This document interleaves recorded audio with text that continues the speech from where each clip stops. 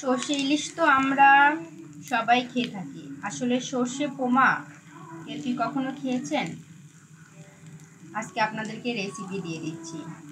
সর্ষে পোমা রেডি করতে রসুন, সর্ষে বাটা আর হচ্ছে একটু লবণ, পেঁয়াজ, কাঁচামরিচ দিয়ে দিবেন।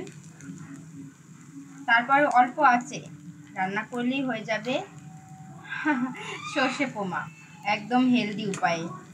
আসলে আমার রান্না মানেই হচ্ছে একদম সহজভাবে, খুবই দ্রুত, তাড়াতাড়ি, সময় লাগে না, খুবই দ্রুতভাবে রান্না করা। তো আজকে আমি সর্ষে পোমা রান্না করলাম একদম হেলদি উপায়ে, পুষ্টিগুণ অক্ষুণ্ণ রেখে। আর এখানে হচ্ছে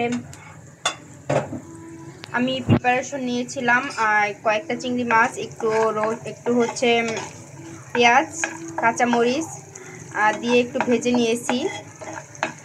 এরপরে দিয়ে দিলাম এর মধ্যে, মানে একই সাথেই দিয়েছি কি জানি এটাকে বলে, বুটের ডাল। আমি কয়েকটা বুটের ডাল দিয়ে দিলাম। এরপরে এর মধ্যে দিয়ে দিব কয়েকটা বাদাম। আজকে একটু অন্যরকমভাবে রান্না করে দেখাই, একদম অনেক পুষ্টি আর হেলদি। একটু লবণও দিয়েছিলাম আমি হালকা। তো এবার দিয়ে দিব এর মধ্যে একটু লাল শাক,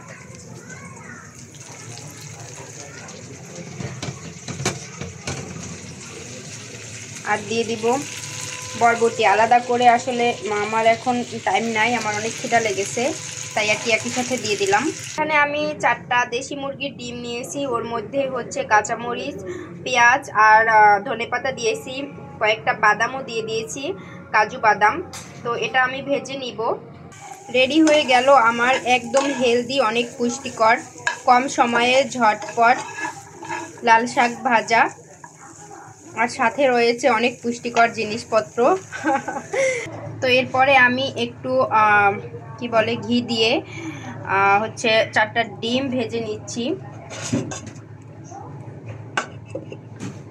আর এখানে নিয়ে নিলাম সেই হেলদি শাক সবজি, মাছ, বাদাম সব কিছু মিলিয়ে।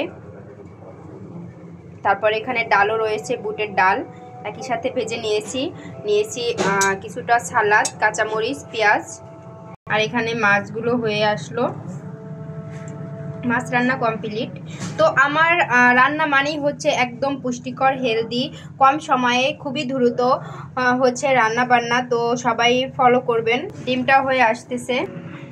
তো এই ছিল আমার আজকের রান্না বান্না, আজকের খাবার দাবার। সবাই ট্রাই করবেন এভাবে রান্না করে খাওয়ার জন্য, অনেক পুষ্টি আর হেলদি। তো থ্যাংক ইউ সো মাচ। আল্লাহ হাফেজ, টেক কেয়ার, বাই বাই।